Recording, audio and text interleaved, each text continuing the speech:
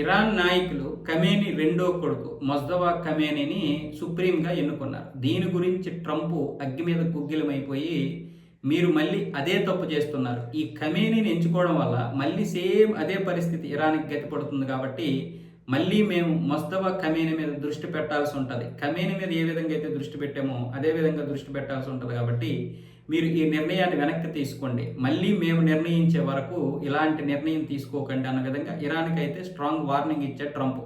మొదటి నుండి చెబుతున్నది ఏంటంటే, యుద్ధం ఒక ముగింపుకు వచ్చినప్పుడు, లేదనుకుంటే ప్రజలు పూర్తిగా ఇరాన్ ప్రభుత్వం మీద తిరగబడుతున్నప్పుడు అమెరికా వెళ్ళి అక్కడ ఒక కొత్త నాయకుడిని ఎన్నుకోవాలని ప్రయత్నాలు చేస్తోంది.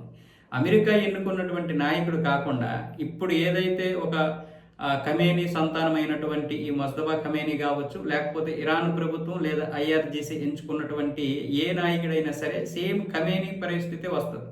మళ్ళీ ఇరాన్ అదే పరిస్థితికి వస్తుంది, మళ్ళీ అణ్వాయుధాలు తయారు చేస్తుంది, ఇరాన్ మీద, అమెరికా మీద, ఇజ్రాయెల్ మీద దాడులు చేయడానికి ప్రయత్నాలు చేస్తుంది. మిడిల్ ఈస్ట్లో ఎప్పటికప్పుడు ఇలాంటి ఉద్రిక్తత పరిస్థితులు వస్తాయి, కాబట్టి మేము నిర్ణయించేటటువంటి నాయకుడిని మాత్రమే ఎన్నుకోవాలన్న విధంగా అమెరికా మొదటి నుంచి పట్టుబడుతోంది. ఇరాన్ ఆ విధంగా ఒప్పుకుంటుందా? ఇరాన్ అధికారులు ఒప్పుకోరు. ఎందుకంటే ట్రంప్ మాట విన్నటువంటి వారు ఇరాన్ని తాకట్టు పెట్టేస్తారు అమెరికాకి అన్న ఉద్దేశం వాళ్ళకు ఉంటుంది.